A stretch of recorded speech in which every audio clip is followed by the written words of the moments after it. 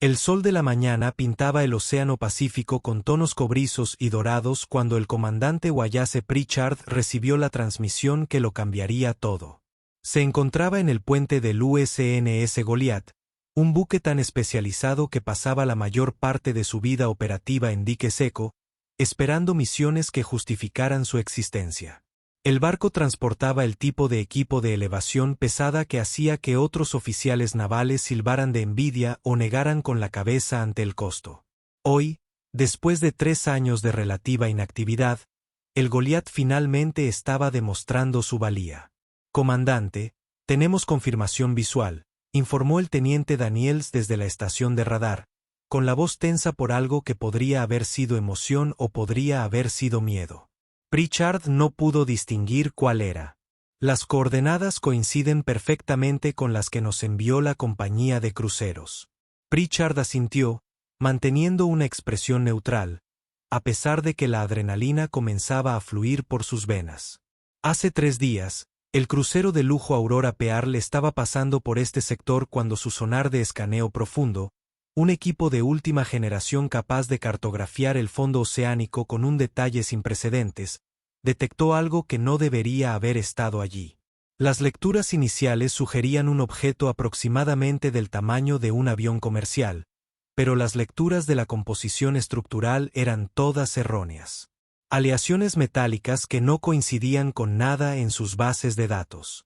Firmas energéticas que parpadeaban y se desvanecían, pero que nunca desaparecían del todo, incluso después de haber permanecido en el fondo del océano, según sugería el patrón de corrosión, durante décadas.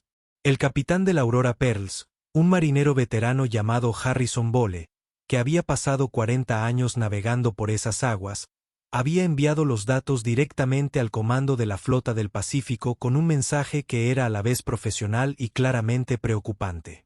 «He navegado por estas aguas durante toda mi carrera», decía el mensaje. «Conozco cada arrecife, cada fosa, cada naufragio desde aquí hasta las Islas Salomón. Este objeto no estaba aquí hace 6 meses cuando pasamos por esta misma ruta. Y comandante, la lectura de energía sugiere que todavía está parcialmente activa». Ese último detalle había elevado el asunto de interesante a urgente. La presencia de tecnología activa en el fondo marino suponía riesgos potenciales para la navegación, posibles artefactos explosivos sin detonar, en el peor de los casos, equipos de vigilancia extranjeros. El comando de la Flota del Pacífico había autorizado el despliegue del Goliath en 6 horas, y Pritchard reunió a su tripulación con una sesión informativa que planteó más preguntas de las que respondió. 2 días después, y a 240 millas náuticas de la masa terrestre más cercana, se encontraban directamente sobre la anomalía.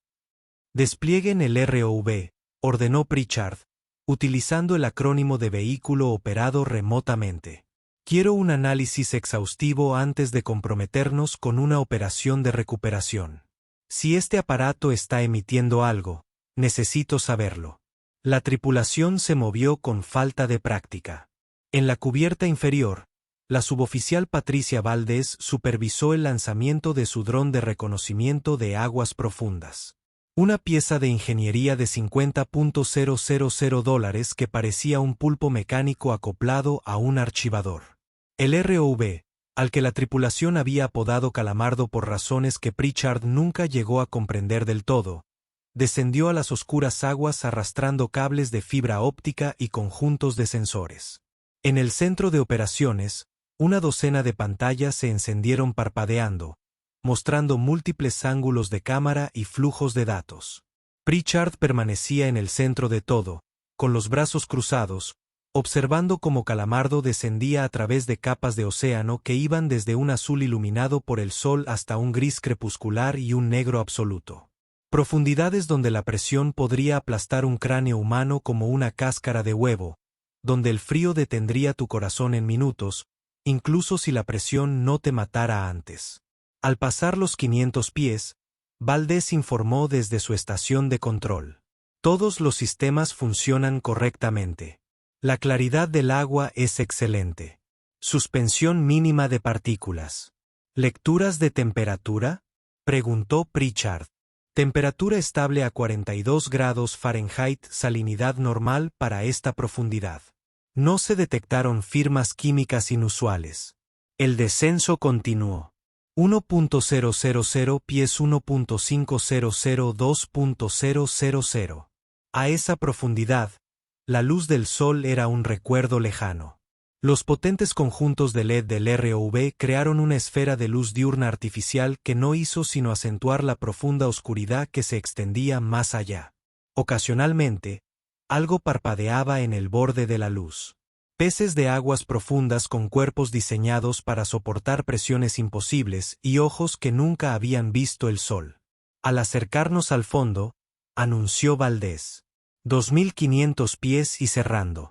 Tengo información visual sobre la anomalía. Todas las personas en el centro de operaciones se inclinaron hacia adelante simultáneamente. En la pantalla principal, iluminada por las luces de Calamardo, el objeto apareció a la vista. Dulce y misericordiosa madreperla, susurró alguien, y Pritchard no pudo decir quién era porque estaba demasiado ocupado tratando de procesar lo que estaba viendo. En efecto, tenía aproximadamente el tamaño de un avión comercial, pero el parecido terminaba ahí.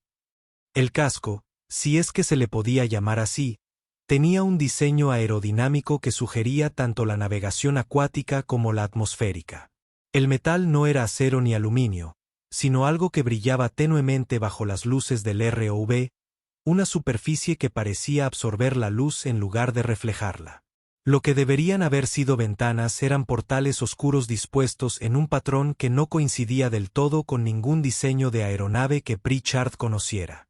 Y cubriendo todo, creciendo con lo que debieron ser décadas de proliferación desenfrenada, había una espesa alfombra de algas y vegetación marina que le daba a toda la estructura una inquietante apariencia orgánica, como si el océano mismo hubiera decidido reclamar a este intruso como suyo. Pero lo más llamativo eran las marcas, parcialmente ocultas por la vegetación marina, pero aún visibles en algunos lugares.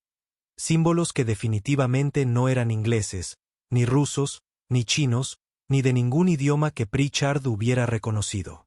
Tenían una cualidad geométrica angulosa que le recordaba simultáneamente a diagramas de circuitos y a jeroglíficos antiguos. ¿Estamos grabando todo esto?, Pritchard preguntó, esforzándose por mantener la voz firme. Daniels confirmó que todas las cámaras, todos los sensores, todos los flujos de datos. Comandante, la composición de la aleación metálica está volviendo a presentar elementos que no deberían existir en esas combinaciones. El ordenador sigue intentando conciliar las lecturas con materiales conocidos, pero fracasa. La señal energética aún está presente, muy débil, pero definitivamente existe. No es nuclear, no es químico, no es nada que figure en nuestra base de datos. Es casi como si toda la estructura tuviera algún tipo de carga residual que simplemente no se disipa. Pritchard tomó una decisión. Coloca a Calamardo en los puntos de sujeción principales. Quiero un análisis de integridad estructural antes de intentar la recuperación y que alguien me proporcione una línea segura con el comando de la Flota del Pacífico. Tienen que ver esto. Durante las siguientes 2 horas, el ROV realizó un estudio exhaustivo del objeto. El casco parecía intacto a pesar de los daños evidentes en lo que podrían haber sido los sistemas de propulsión en la parte trasera. No había números de identificación visibles, ni insignias nacionales, nada que indicara su origen. Los patrones de crecimiento de la vegetación sugerían que la embarcación había estado sumergida durante al menos 20 o 30 años, posiblemente más. Lo más preocupante fueron los resultados del análisis electromagnético, que sugerían que cualquiera que hubiera sido la fuente de energía que impulsaba esta embarcación seguía generando un goteo de energía, como una batería que se negaba a agotarse por completo. La conversación con el comando de la Flota del Pacífico fue breve y decisiva. «Recupérenlo», ordenó el almirante Keating a través de un enlace de video encriptado. «Suban ese objeto a cubierta, asegúrenlo y tráiganlo de vuelta a Pearl Harbor. Tendremos especialistas esperándolos. Comandante, esta operación ahora es clasificada. Dígale a su tripulación que hablar de más tendrá consecuencias legales. Marsal. Pritchard reunió a sus oficiales superiores en la sala de reuniones. Allí estaba Valdés, quien a sus 38 años era el especialista en operaciones en aguas profundas con más experiencia en la flota del Pacífico. El teniente Daniels, de 26 años, tan brillante en tecnología de sensores que había rechazado lucrativos trabajos en el sector privado para permanecer en la Armada. El sargento Marcus Webb, de 24 años, recién salido de la Academia Naval, pero con un título en ingeniería mecánica que lo hacía invaluable para las evaluaciones estructurales. Y el suboficial mayor Raymond Tully, de 42 años, un marino de carrera que lo había visto todo y rara vez se impresionaba con algo. Caballeros y señoras, comenzó Pritchard. Lo que estamos a punto de intentar será o bien el punto culminante de nuestras carreras o un desastre espectacular. Ese objeto que hay ahí abajo pesa al menos 60 toneladas, posiblemente más. El sistema de grúas del Goliath tiene una capacidad nominal de 100 toneladas, pero eso en condiciones ideales. Trabajaremos con una integridad estructural desconocida, un centro de gravedad impredecible y una fuente de energía que no comprendemos. ¿Preguntas? Solo uno, dijo Tully, y su voz ronca delató décadas de consumo de tabaco a pesar de los mejores esfuerzos de la Marina para que dejara de fumar. Vamos a averiguar exactamente qué demonios, respondió Pritchard. Valdés, quiero que usted supervise personalmente la conexión del cable. Daniels, debes monitorear esas lecturas de energía cada segundo. Si se disparan, si fluctúan, si hacen algo inesperado, hay que avisar inmediatamente. En la web, podrás calcular las cargas de tensión en tiempo real. Quiero saber si algo está a punto de romperse antes de que se rompa. Tully, tú formarás un equipo de abordaje. 2 personas, tú incluido. Una vez que tengamos esto a bordo, alguien entrará. La operación de recuperación propiamente dicha comenzó a las 1400 horas. El Goliath se posicionó con precisión GPS directamente encima del objetivo mientras Valdés guiaba a Calamardo a través del delicado proceso de sujetar cables reforzados a puntos estructurales que, según los análisis, podrían soportar el peso. Los brazos manipuladores del ROV, normalmente utilizados para operaciones delicadas como la reparación de cables de comunicaciones submarinos, trabajaron con una sordera sorprendente para asegurar los puntos de fijación. Valdés informó que el primer cable quedó asegurado y que pasaría al segundo punto de fijación. El proceso duró 90 minutos. Se colocaron y aseguraron 4 cables pesados, cada uno con una capacidad de 50 toneladas. El riesgo no radicaba solo en el peso, sino también en lo desconocido. Desconocían cómo respondería la estructura al estrés. Desconocían si décadas de corrosión habían debilitado las uniones críticas. Desconocían si esa misteriosa fuente de energía podría experimentar un aumento repentino y provocar alguna catástrofe. Todos los cables están asegurados, anunció finalmente Valdés. Estamos listos para el despegue. Pritchard respiró hondo. Iniciar las operaciones de recuperación. Lento pero seguro. 6 pulgadas por minuto de elevación inicial.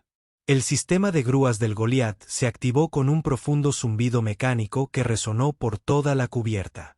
Los cables cedieron, miles de libras de tensión cargando sobre el metal y la esperanza. En los monitores pudieron ver cómo el objeto comenzaba a moverse. Algas y sedimentos que se desprenden en cascada formando nubes de vida marina alterada. Carga de tensión al 30%. Se informó en la web. La estructura parece estable. La lectura de energía se mantiene estable, añadió Daniels. Sin púas. El ascensor continuó. Pie a pie. La misteriosa nave emergió de las profundidades. El equipo trabajó en silencio y concentración. Cada persona era consciente de que estaba intentando algo sin precedentes. A 500 pies de profundidad, se encontraron con el primer problema. Comandante, tenemos tensión en el cable de la línea 3, gritó Webb con voz aguda. Un 4% por encima del óptimo. La distribución del peso está cambiando. Pritchard no dudó. Detenga el ascensor. Valdés. ¿Podemos reposicionarnos? Negativo. Si intentamos adaptarnos ahora, corremos el riesgo de perder todo el vínculo. Creo que el crecimiento de las algas está creando resistencia, descentrando todo. Opciones. Continuamos con el levantamiento, pero reducimos la velocidad a 3 pulgadas por minuto. Tomará más tiempo, pero reduce el estrés dinámico. Hazlo. El interminable proceso continuó. La tripulación se turnaba, tomando comidas rápidas y descansando mientras el sistema de grúa crujía y chirriaba al ascender. Pritchard permaneció en el puente durante toda la operación, subsistiendo a base de café que empeoraba progresivamente a medida que avanzaba la noche y mirando los monitores con ojos que parecían haber sido arenados. A las 4 horas, 18 horas después de que comenzara la operación, el objeto rompió la superficie. El efecto fue dramático y ligeramente surrealista. El agua caía en cascada desde el casco en láminas plateadas, reflejando las luces de la cubierta y creando fugaces arcoíris en la oscuridad del amanecer.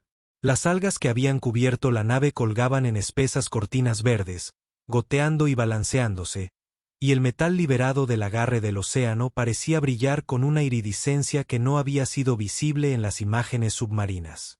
«Que le pongan focos», ordenó Pritchard. «Quiero que cada centímetro esté iluminado». Se encendieron luces adicionales, convirtiendo la cubierta en algo parecido a la luz del día. Con la mayor iluminación, la verdadera extrañeza de la nave se hizo evidente. El diseño era aerodinámico, claramente pensado para el viaje atmosférico, pero había elementos que sugerían que también podía funcionar en el vacío. Las ventanas que supuestamente desaparecían en realidad no desaparecían. Estaban cubiertos con un material transparente que de alguna manera había sobrevivido décadas bajo el agua. Y esos extraños símbolos estaban por todas partes, cubriendo el casco con patrones que podrían haber sido escritura, o podrían haber sido decorativos, o podrían haber sido algo completamente distinto. «Llévenlo a la cubierta principal», ordenó Richard. «Asegúrenlo con todas las medidas de seguridad a nuestro alcance. Quiero que esto quede tan bien sujeto que no se mueva ni siquiera durante un huracán de categoría 5». El sistema de grúas pivotó, haciendo girar la embarcación recuperada sobre la cubierta y bajándola con una lentitud exasperante sobre soportes reforzados. Los miembros de la tripulación avanzaron rápidamente con cadenas y abrazaderas hidráulicas, asegurando el objeto en 2 docenas de puntos. Solo cuando Pritchard se convenció de que la nave no se iba a ninguna parte, se permitió un momento de alivio. «Tully, reúne a tu equipo de abordaje. Equipo de seguridad completo, cámaras, respiradores. Quiero comunicación constante. Si algo parece peligroso, retrocede inmediatamente». «Claro, claro como el vodka, comandante», respondió Tully, con una sonrisa que, en su rostro curtido por el sol, sugería que estaba disfrutando de aquello más de lo que probablemente debería. La elección de Tully para el segundo miembro del equipo sorprendió a todos. «Quiero la Webb», anunció. Ensign Webb pareció sobresaltado. «Jefe, soy ingeniero, no explorador». «Exactamente. Puedo detectar el peligro. Puedes detectar la tecnología. Formamos un buen equipo. Además», añadió Tully guiñándole un ojo, «eres joven y estás en forma. Si me da un infarto ahí dentro, podéis sacar mi viejo cadáver». De 20 minutos después, ambos hombres estaban equipados con trajes ambientales que los protegerían de riesgos químicos, contaminación biológica o exposición radiológica. Llevaban focos de gran potencia, cámaras que transmitirían todo lo que veían al centro de operaciones y suficiente equipo de comunicación para mantener el contacto incluso si se adentraban en la estructura. El exterior de la nave aún goteaba agua de mar cuando se acercaron. De cerca, la escala se hizo más evidente. El cuerpo principal medía fácilmente 100 pies de largo y 40 pies de ancho, con una envergadura que había sido parcialmente retraída o quizás dañada por el impacto. El material del casco tenía una textura que no era del todo lisa, pero tampoco del todo rugosa, algo intermedio que se sentía extrañamente cálida al tacto, a pesar de haber emergido recientemente de agua a 42 grados. Al intentar acceder por la entrada principal, Tully informó que examinó lo que parecía ser una escotilla cerca de la sección delantera. No hay ningún tirador o panel de control visible, pero sí hay una junta. Webb, ¿ves lo que yo veo? Webb se inclinó hacia adelante, sus ojos de ingeniero escudriñando los detalles. Eso no es un sello mecánico. Eso parece más bien un no lo sé. Es casi como si el metal fluyera en lugar de estar atornillado o soldado. Tully sacó una palanca de su cinturón de herramientas. Bueno, estamos a punto de descubrir si se separa. Introdujo la barra en la junta y aplicó presión. Por un instante, no sucedió nada. Entonces, con un sonido como un suspiro contenido durante décadas, la costura se abrió, revelando un interior más oscuro que las profundidades oceánicas de las que acababan de extraerlo. Estamos dentro, informó Tally, procediendo con cautela. El interior resultaba a la vez familiar y completamente extraño. Evidentemente, los asientos estaban dispuestos en filas que sugerían un transporte de pasajeros, pero su configuración era extraña, con lo que parecían sistemas de sujeción mucho más elaborados que cualquier cinturón de seguridad de avión. Los materiales eran sintéticos, aún notablemente conservados a pesar de las décadas bajo el agua, y la combinación de colores eran inquietantes tonos de azul y verde que parecían cambiar bajo el haz de luz. Webb observó los marcadores de fila, iluminando con su linterna los símbolos grabados en los respaldos de los asientos. Mira, los números.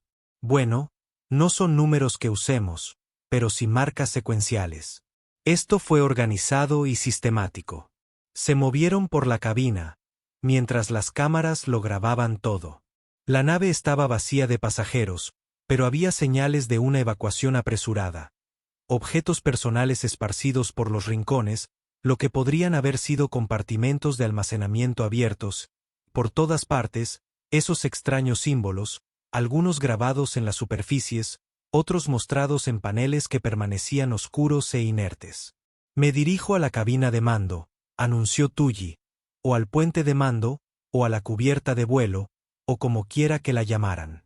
La puerta de la zona de control estaba cerrada pero no con llave.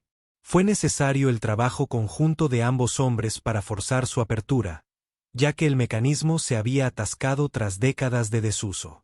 Cuando finalmente lo consiguieron, la puerta se abrió hacia adentro con un crujido metálico. La voz de la Santa Madre de Tully se fue apagando. La cabina de pilotaje era una maravilla de la ingeniería, a la vez avanzada y extrañamente primitiva. No había pantallas de ordenador, ni pantallas digitales, al menos ninguna que funcionara. En cambio, los paneles de control presentaban instrumentos analógicos, diales, indicadores e interruptores dispuestos en patrones que sugerían sistemas complejos. Pero la tecnología subyacente estaba claramente más allá de cualquier cosa terrestre.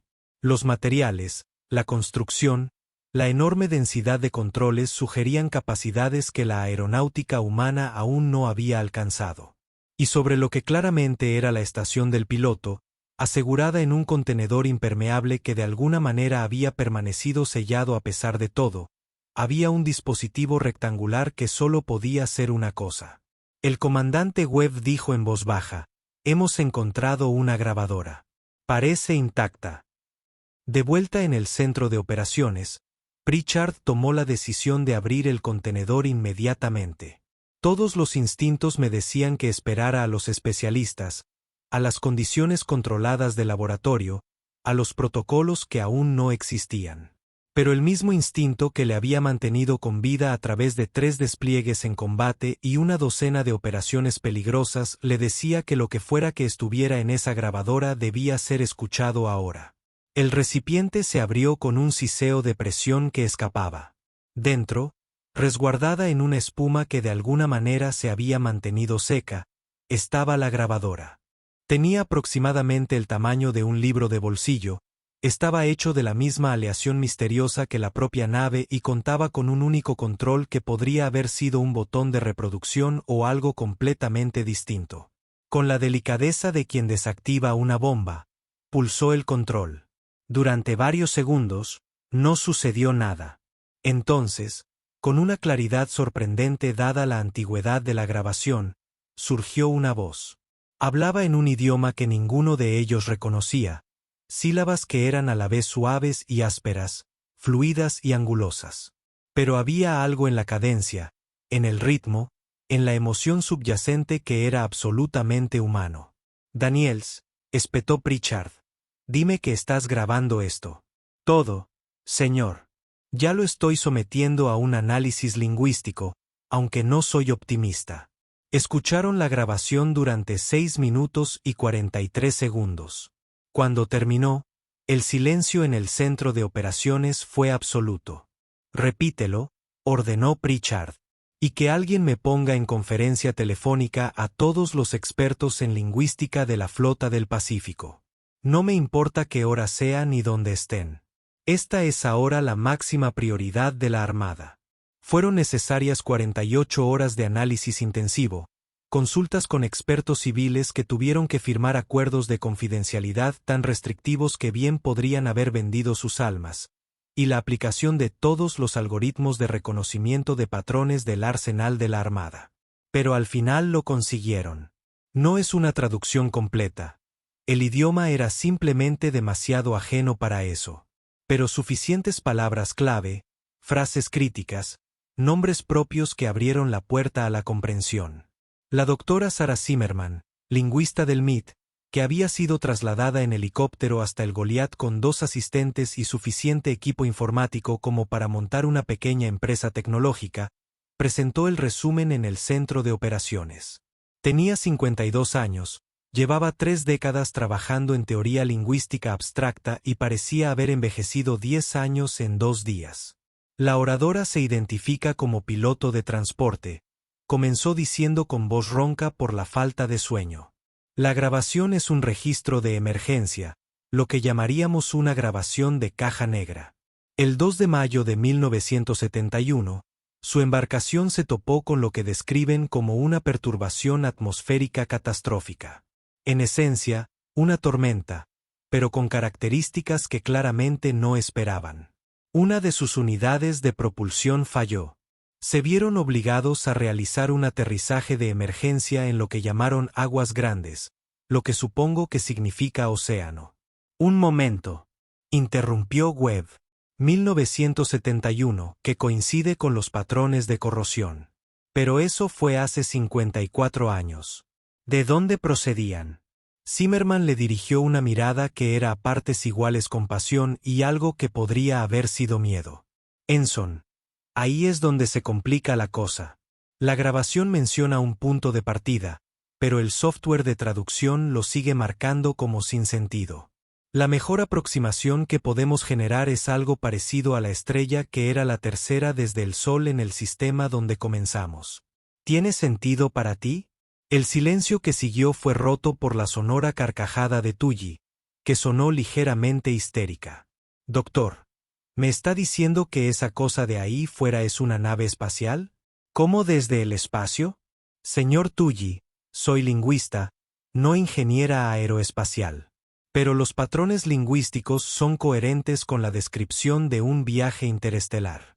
Utilizan términos que hacen referencia a la navegación estelar, la mecánica orbital y los protocolos de entrada atmosférica. No se trataba de una nave terrestre. Pritchard sintió que el mundo se desplazaba ligeramente sobre su eje. Continúa con la traducción. El piloto afirma que la embarcación se estaba hundiendo rápidamente tras el amerizaje. Les indicaron a los pasajeros que desplegaran los dispositivos de flotación de emergencia y se dirigieran hacia la masa de tierra más cercana que su sistema de navegación identificaba mediante coordenadas específicas. El piloto se quedó atrás para registrar su posición y sellar la grabadora con la esperanza de que eventualmente fuera recuperada. La grabación termina con el piloto expresando su confianza en que los pasajeros llegarían a la isla sanos y salvos y establecerían un asentamiento de continuación o una colonia de supervivencia, la traducción aquí es incierta, pero podría ser algo así como una colonia de supervivencia. Dame esas coordenadas, exigió Pritchard. La isla se encontraba a 223 millas náuticas de su posición actual.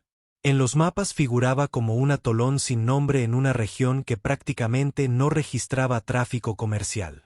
Las imágenes satelitales mostraban una densa jungla, algunas playas y ninguna señal visible de población o desarrollo. Era el tipo de lugar que los barcos evitaban porque no había ninguna razón para ir allí y si muchas para no hacerlo, incluyendo corrientes impredecibles y formaciones de arrecifes que podían abrir un boquete en el casco. Fija un rumbo, ordenó Pritchard. Velocidad de flanqueo, y que alguien ponga al almirante Keating en la línea. Tiene que saber que no vamos a traer a casa una manualidad. Es posible que tengamos que traer gente a casa. El viaje duró 18 horas a la máxima velocidad sostenible. El Goliath surcando las olas del Pacífico con la misteriosa nave espacial aún asegurada en su cubierta. Pritchard aprovechó el tiempo para repasar todo lo que sabían, que era a la vez demasiado y ni mucho menos suficiente. El análisis lingüístico había aportado algunos detalles más. Los pasajeros eran aproximadamente 80 personas. Contaban con suministros de emergencia con capacidad para 30 días. El piloto expresó confianza en sus habilidades de supervivencia y entrenamiento, pero no dio más detalles, ni una lista detallada de pasajeros, ni información sobre su procedencia o el motivo de su viaje a la Tierra. Comandante, Daniels gritó al amanecer de su segundo día de viaje. Tenemos imágenes de la isla, y señor, hay humo. Pritchard llegó al puente en segundos, con los binoculares pegados a los ojos. Allí, elevándose desde la copa de los árboles de la selva en perezosas espirales grises, había varias columnas de humo. No se trata del humo de un incendio forestal, sino del humo controlado de las hogueras para cocinar. El humo de la presencia humana, o posiblemente no del todo humana. Toda la tripulación. Habla el comandante, anunció Pritchard por el intercomunicador del barco.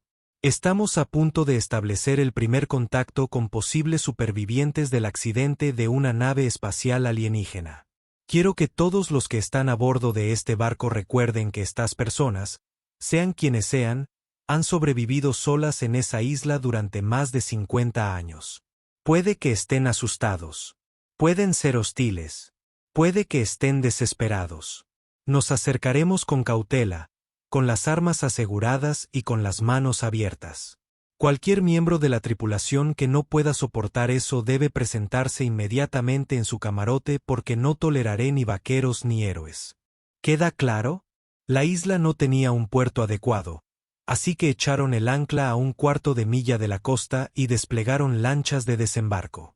Pritchard dirigió personalmente la expedición, acompañado por Valdés, Webb, Tully, un equipo médico y un destacamento de seguridad con órdenes muy específicas de portar armas, pero no desenfundarlas a menos que fuera absolutamente necesario. La playa era de arena blanca impoluta, intacta por el mundo industrial que existía más allá del horizonte. Más allá, la selva era espesa y verde, palpitante con el sonido de insectos y pájaros, y de pie en la línea de árboles, observándolos con ojos que reflejaban una compleja mezcla de esperanza, miedo y cauteloso cansancio, había gente, excepto que no eran exactamente gente, no como Pritchard entendía el término. Eran humanoides, sin duda. 2 brazos, 2 piernas, una cabeza, todo en las proporciones adecuadas, pero los detalles eran diferentes de maneras que resultaban a la vez sutiles y profundas. Su piel tenía una tenue iridiscencia, como si contuviera oligoelementos que captaban y refractaban la luz de manera diferente. Sus ojos eran más grandes que los ojos humanos, con pupilas en forma de hendiduras verticales en lugar de redondas. Su cabello, donde lo tenían, presentaba tonalidades que incluían colores no existentes en la paleta humana. Azules profundos y verdes suaves mezclados con marrones y negros más familiares. Y cuando se movían, lo hacían con una gracia, una eficiencia de movimiento que sugería una optimización genética o una adaptación evolutiva a algo distinto de la gravedad terrestre.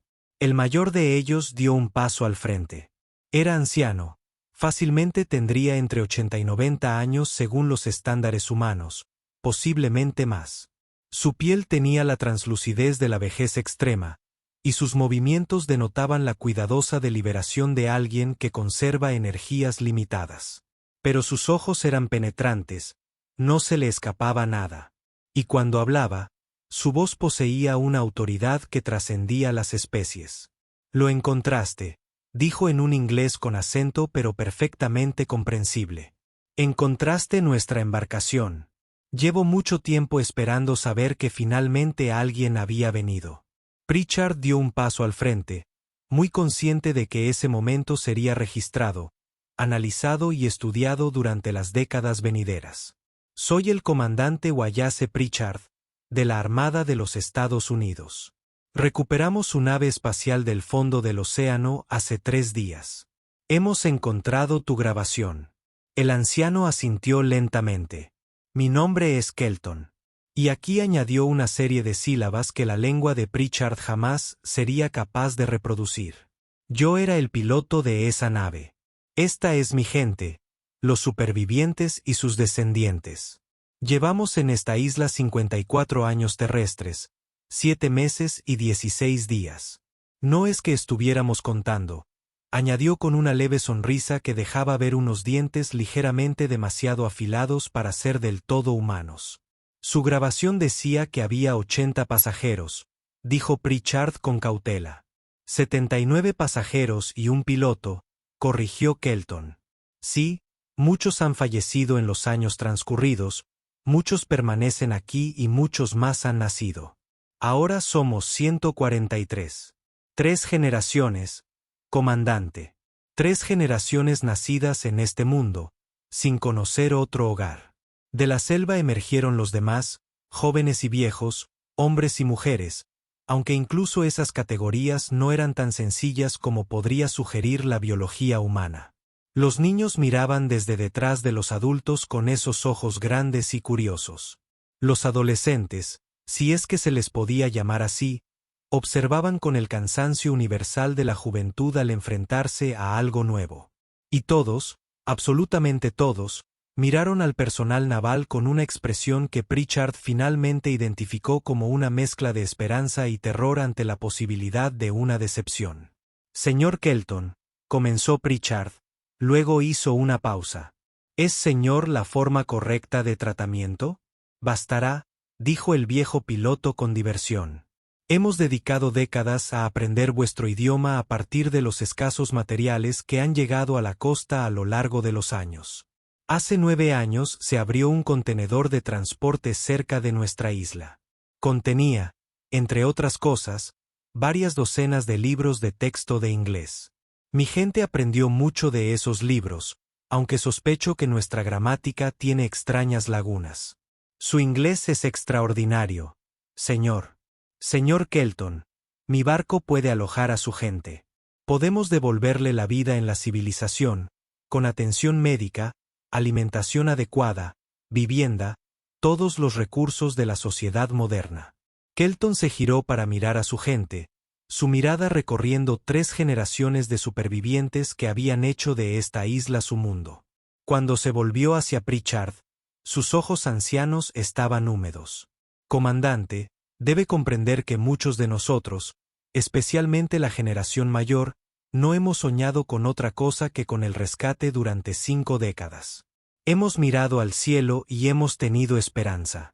Pero para los jóvenes, para los que nacieron aquí, esta isla no es una prisión. Es mi hogar. La idea de marcharse les aterroriza. De entre la multitud, un joven dio un paso al frente. Aparentaba tener poco más de 20 años según los estándares humanos, aunque quién sabe cómo envejecía su especie. Nací aquí, dijo, con un inglés impecable, pero con ese mismo acento peculiar. Mi madre me contaba historias de las estrellas, de grandes ciudades y barcos que navegaban entre mundos. Pero son solo historias. Esta isla, este lugar, es lo que conozco. La idea de irme, de ir a sus ciudades con millones de personas, me aterra más que nada en esta vida. Pritchard sintió el peso de la decisión sobre él. Miró a su tripulación y vio la misma incertidumbre reflejada en sus rostros. Valdés dio un paso al frente. «Comandante, ¿me permite hablar con libertad?» «Concedido. Señor, mi abuela vino a Estados Unidos desde México cuando tenía 60 años. Vivió en California 20 años antes de morir. Pero nunca dejó de hablar de su pueblo, de las montañas y del olor del aire después de la lluvia. Aprendió inglés. Se nacionalizó. Construyó una vida. Pero nunca dejó de extrañar su hogar». Valdés miró a los supervivientes reunidos con expresión compasiva. «Esta gente ha construido algo aquí. Quizás no deberíamos apresurarnos a arrebatárselo». Kelton se acercó a Pritchard, bajando la voz para que solo el comandante pudiera oírlo. «Yo me estoy muriendo, comandante. Me quedan quizás semanas, posiblemente días. Me prometí a mí mismo que viviría lo suficiente para ver el rescate, y esa promesa me ha mantenido con vida más allá de toda expectativa razonable. Quisiera ver su mundo antes de morir. Quisiera saber que mi decisión de aterrizar aquí, de arriesgarlo todo en ese procedimiento de emergencia, no fue en vano». Su voz se fortaleció. «Pero mi gente, ellos deben tomar su propia decisión. No les ordenaré que abandonen su hogar, ni siquiera que regresen a las estrellas». Lo que siguió fue una conversación que duró 3 horas, llevada a cabo en esa playa, con las olas del Pacífico rompiendo en la orilla y los sonidos de la selva como telón de fondo constante. Pritchard supo que los supervivientes provenían de un mundo al que llamaban Tetritión, que orbitaba una estrella a 68 años luz de la Tierra. Iban en una nave de transporte que llevaba colonos a otro asentamiento cuando un error de navegación y la consiguiente emergencia los dejaron varados aquí. Se habían adaptado con una resiliencia notable, utilizando sus conocimientos avanzados para construir una aldea sostenible, establecer la agricultura e incluso mantener una capacidad médica rudimentaria. 37 de los 80 supervivientes originales sobrevivieron. El resto murió por accidentes, enfermedades, vejez, en 3 casos, por la desesperación del exilio. Las generaciones más jóvenes no conocían otra cosa que la tierra. Hablaban inglés además de su lengua materna. Tenían nombres como Kelton y los supervivientes originales, pero también nombres que habían elegido de los libros de texto de inglés: Daniel, Sarah, Michael y Elizabeth. Eran lo suficientemente humanos como para haber integrado nombres terrestres en su cultura, y lo suficientemente extraños como para que esos nombres sonaran raros con su acento. Al final, la decisión se tomó democráticamente, siguiendo una tradición que Pritchard reconoció como fundamentalmente similar a la gobernanza humana. Todos los mayores de 15 años, tomando la edad humana como referencia, votarían. Quienes desearan marcharse podrían abordar el Goliat. Quienes desearan quedarse permanecerían en la isla. Aunque Pritchard prometió que la Marina establecería líneas de suministro, proporcionaría asistencia médica y garantizaría su supervivencia.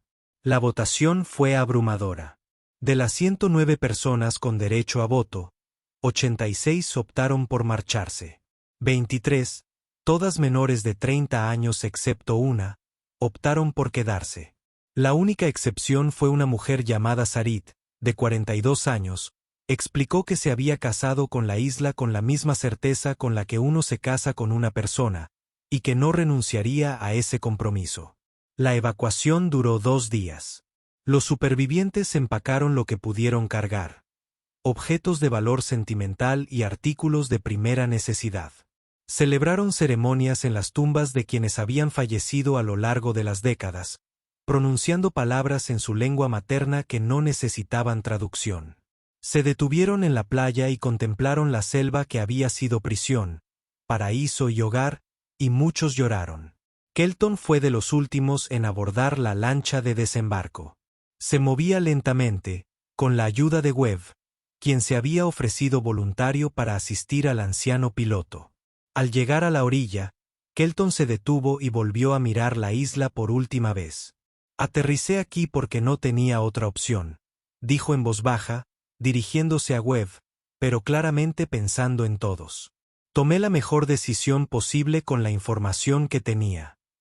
Ese día salvé 79 vidas, pero también las dejé varadas, las separé de sus familias, de su civilización, de todo lo que conocían. Durante 50 años me he preguntado si tomé la decisión correcta. Sí, lo hiciste, respondió Webb con seguridad. Por supuesto que sí. Tú les diste la vida. Todo lo que vino después fue simplemente la vida haciendo lo que hace la vida. Crecer, cambiar, adaptarse. Kelton asintió lentamente. Gracias, Enen. Es muy amable de tu parte decir eso. Subió a la lancha de desembarco, se acomodó en un asiento demasiado pequeño para su complexión y no volvió a mirar atrás. El viaje a Pearl Harbor duró 6 días a velocidad de crucero. El Goliath ahora transportaba no solo la nave espacial recuperada, sino también a 86 supervivientes de un accidente alienígena que debería haber matado a todos a bordo. La Marina les proporcionó alojamiento, comida que, según aseguró el personal médico a Pritchard, era compatible con su biología, y atención médica básica que reveló que eran notablemente similares a los humanos en la mayoría de los aspectos fisiológicos. Lo suficientemente diferentes como para ser obviamente alienígenas, lo suficientemente similares como para que la coexistencia sea posible. Kelton pasó gran parte del viaje en cubierta, a pesar de las protestas del personal médico de que debía descansar. Se quedó de pie junto a la barandilla, observando el océano pasar. Sus ojos antiguos contemplaban la inmensidad de las aguas de la tierra con algo que podría haber sido nostalgia o podría haber sido tristeza. Tu mundo es hermoso, le dijo a Pritchard al tercer día. En nuestro imperio poseemos mundos considerados joyas, planetas paradisíacos por los que la gente paga fortunas para visitarlos. Pero este mundo, con su violencia y su belleza, con sus océanos feroces y su vida desesperada, es algo especial. ¿Vendrá tu gente a buscarte?, preguntó Pritchard. ¿Tu imperio, tu civilización, enviarán una misión de rescate? Kelton sonrió con tristeza. Comandante, cuando nuestro buque se hundió, enviamos una señal de socorro. Habría llegado a Tetritión aproximadamente 6 meses después de nuestro accidente. Se habría enviado una misión de rescate de inmediato. Habría llegado aquí en menos de 10 años. Hizo una pausa, dejando que Pritchard asimilara las implicaciones. Esperábamos ser rescatados. Nos preparamos para ello. Esperamos. No vino nadie. ¿Por qué no? No lo sé. Quizás la señal no se recibió. Quizás se equivocaron de lugar. Quizás nuestro imperio se derrumbó en las décadas que llevamos aquí. Destruida por la guerra, la peste o el simple declive. El espacio es vasto, comandante. Las civilizaciones nacen y mueren. Puede que seamos todo lo que queda de Tetración. Su expresión era indescifrable. O quizás simplemente decidieron que no merecíamos los recursos necesarios para recuperarnos. 80 vidas contra el coste de una misión de rescate interestelar. No sé qué posibilidad me inquieta más. Al quinto día, el estado de Kelton se deterioró drásticamente. El personal médico lo trasladó a la enfermería donde la doctora Amanda Sullivan, jefa médica del Hospital Goliath, quien también estaba experimentando algo que excedía con creces su formación, hizo todo lo posible para que estuviera cómodo. Pritchard lo visitó allí y encontró al viejo piloto recostado en una cama demasiado corta para él, respirando con evidente esfuerzo. Me estoy muriendo, dijo Kelton sin preámbulos. Creo que ya lo sabes. Nuestros médicos, comenzó Pritchard, son excelentes, y estoy agradecido. Pero, comandante, tengo 97 años según el cómputo terrestre, 134 según los años de mi mundo natal. He vivido mucho más allá de la esperanza de vida normal de mi especie. Sobreviví a un accidente que debería haberme matado. Mantuve con vida a 80 personas en una isla usando únicamente mi ingenio y mi entrenamiento. Vi crecer a los niños y luego tener sus propios hijos. Finalmente vi llegar el rescate. Sonrió, dejando ver sus afilados dientes. He tenido una vida extraordinaria, comandante, y estoy muy cansado. Pritchard acercó una silla, ignorando los protocolos médicos que probablemente indicaban que no debería estar allí. Háblame de tetritión. Así lo hizo Kelton, con la voz cada vez más débil, pero la memoria intacta. Habló de ciudades que flotaban sobre campos de energía, de naves capaces de cruzar años luz en meses, de una civilización que había perdurado durante milenios. Habló de arte, música y gastronomía, de costumbres y tradiciones, de los pequeños detalles que hacían única a una cultura. Habló hasta que su voz se convirtió en un susurro, y luego continuó, como si necesitara descargar cada recuerdo antes de que se perdiera para siempre.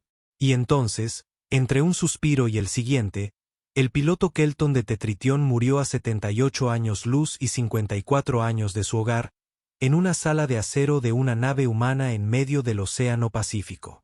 El funeral se celebró en la cubierta del Goliat a la mañana siguiente.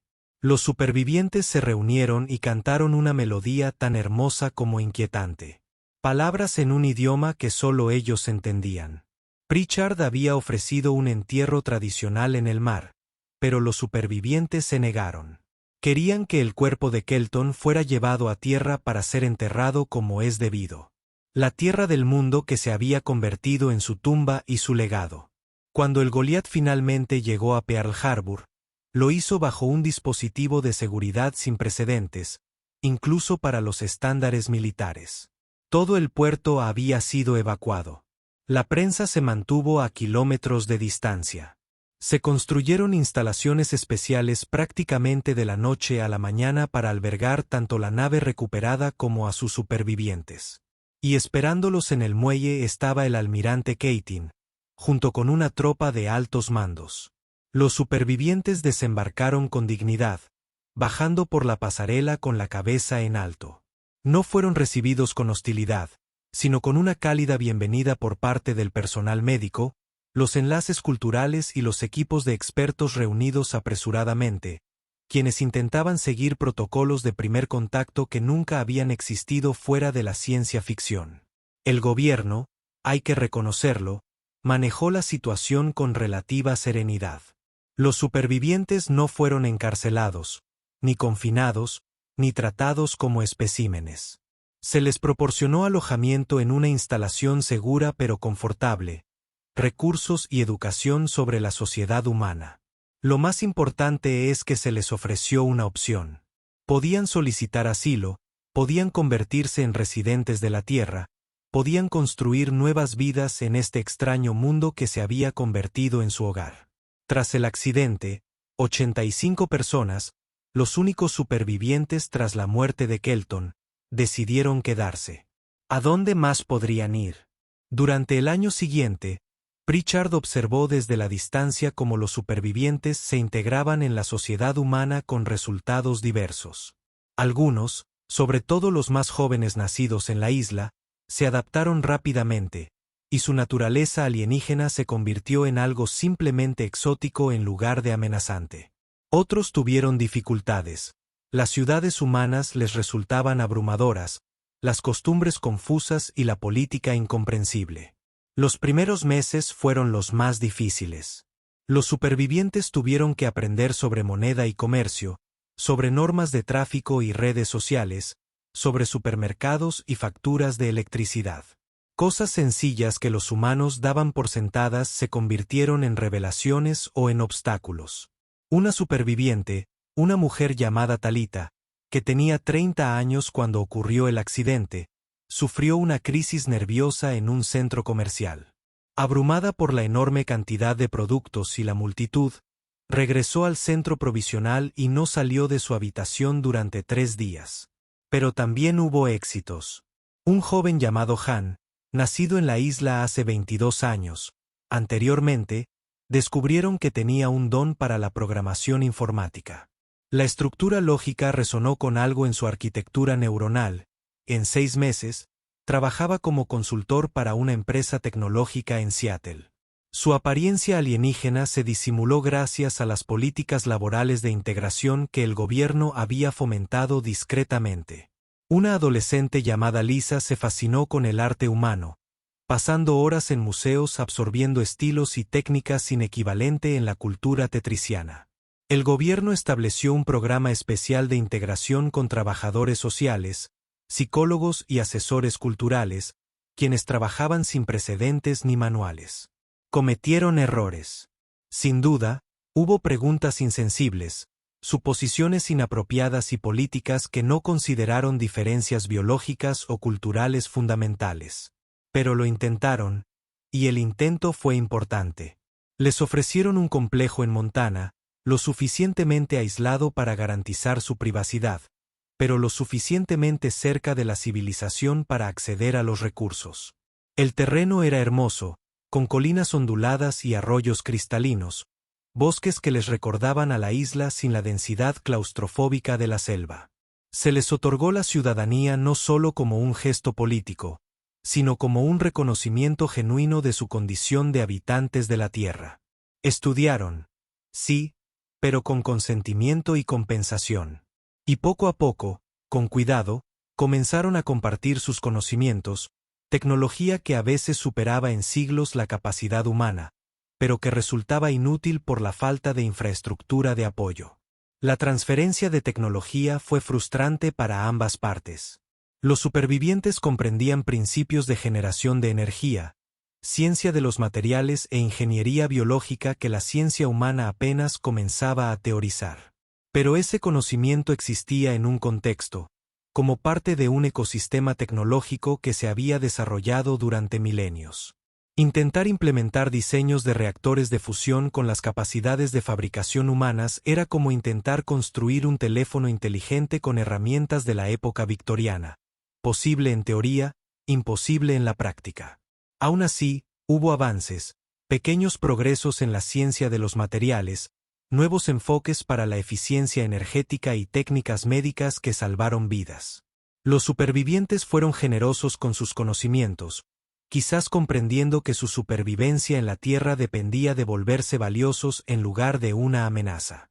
Caminaron por la delgada línea entre ser lo suficientemente exóticos como para resultar interesantes y lo suficientemente extraños como para ser peligrosos. Y, en general, lograron mantenerse del lado correcto de esa frontera. La nave espacial fue trasladada a una instalación segura donde se analizó con sumo cuidado. La tecnología era fascinante, pero frustrantemente incompleta. La nave había sido diseñada para viajes atmosféricos y en órbitas cercanas, no para viajes interestelares.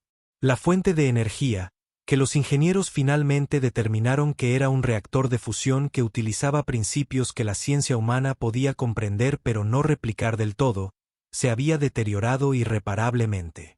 Los sistemas de navegación, los controles ambientales, los materiales estructurales, todo ofrecía tentadoras vislumbres de lo que era posible, pero pocas hojas de ruta claras sobre cómo lograrlo. Pritchard visitó el complejo una vez, 6 meses después de la recuperación. Encontró una comunidad que comenzaba a prosperar. Elementos alienígenas y humanos se fusionaban en algo nuevo.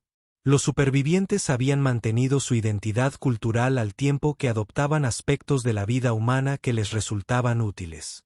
Niños, tanto alienígenas como híbridos, porque sí, el mestizaje era aparentemente posible, lo que había causado un breve pánico seguido de una extensa investigación médica, jugaban en patios con columpios y juguetes. Los adultos trabajaban en diversos empleos. Algunos utilizaban sus conocimientos avanzados como consultores, otros aprendían nuevos oficios. Encontró a Daniel, uno de los supervivientes más jóvenes, que había optado por abandonar la isla, trabajando en un huerto que mezclaba hortalizas con plantas cultivadas a partir de semillas de los supervivientes. De alguna manera se había conservado durante 5 décadas. Daniel alzó la vista, sus pupilas verticales se dilataron bajo la luz del sol y sonrió. «Comandante Pritchard», dijo. «Hemos estado esperando su visita. ¿Cómo se está adaptando?», preguntó Pritchard. «Es extraño», admitió Daniel. «Su mundo es tan grande, tan ruidoso, tan rápido. En la isla, la vida transcurría al ritmo del sol y las estaciones. Aquí, todo es urgente. Todo es ahora. Pero, y su sonrisa se ensanchó, estoy aprendiendo. Todos lo estamos haciendo. Y comandante, quería agradecerle. ¿Por qué? Por darnos la opción de elegir. Por no obligarnos a abandonar nuestro hogar ni a adaptarnos al suyo. Por tratarnos como personas y no como problemas. Daniel hizo una pausa, su expresión se tornó seria. Kelton se habría alegrado. Pasó toda su vida intentando tomar las mejores decisiones entre malas opciones. Usted nos dio buenas opciones. Eso importa más de lo que cree. Pritchard asistió al funeral de Kelton en Montana, una ceremonia que fusionó la tradición alienígena con las costumbres humanas. El piloto fue enterrado en una ladera con vistas al valle donde su pueblo había elegido asentarse. Su tumba estaba marcada con una piedra que llevaba su nombre en ambos idiomas.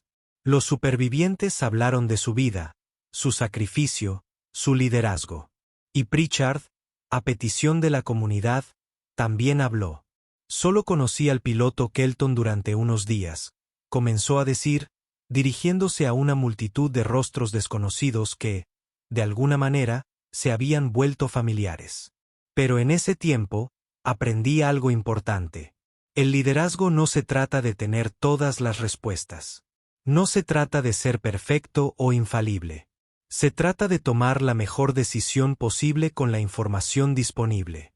Aceptar las consecuencias de esas decisiones y sobrellevar el peso de la responsabilidad con dignidad.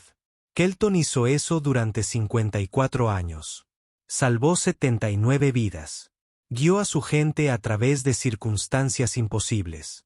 Nunca dejó de tener esperanza, nunca dejó de intentarlo, nunca dejó de preocuparse. Ese es un legado del que cualquier persona, humana o no, debería estar orgullosa. Odin, le agradecieron los supervivientes tras entregarle regalos, pequeñas tallas y tejidos con un significado cultural que apenas comenzaba a comprender. Se marchó de Montana con la sensación de haber cerrado un capítulo de algo profundo, una historia que había comenzado con una anomalía en el radar y culminó con el surgimiento de una nueva comunidad en las montañas.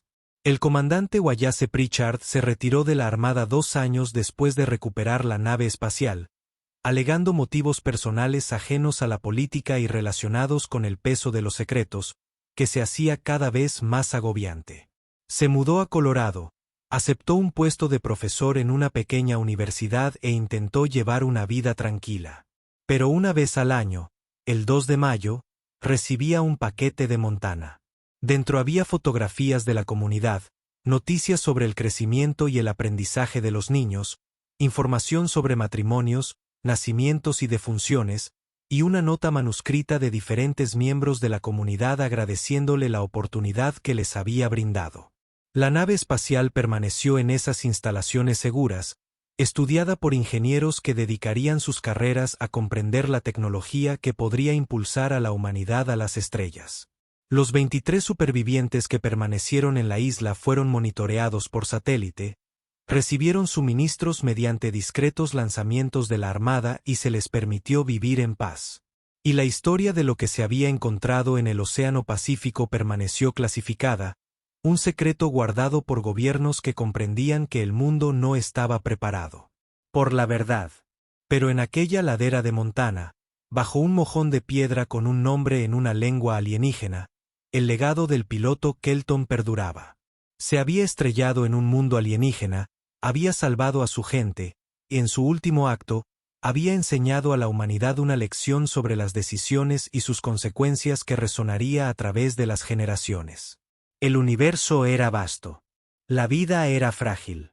Pero las decisiones correctas tomadas con valentía y compasión, podían cambiarlo todo. Esa era la historia de lo que la Armada encontró en el Océano Pacífico. No solo una nave espacial, no solo supervivientes, sino un recordatorio de que la humanidad no estaba sola, nunca lo había estado, y que la responsabilidad del primer contacto definiría a la especie durante los siglos venideros. Y todo comenzó con una anomalía en el radar, una nave recuperada y un comandante que les dio a las personas la posibilidad de elegir cuando podría haberles dado órdenes. Las estrellas giraban en lo alto, indiferentes y eternas. La Tierra giraba en su órbita, llevando a todos sus habitantes, nativos y adoptados, hacia un futuro incierto.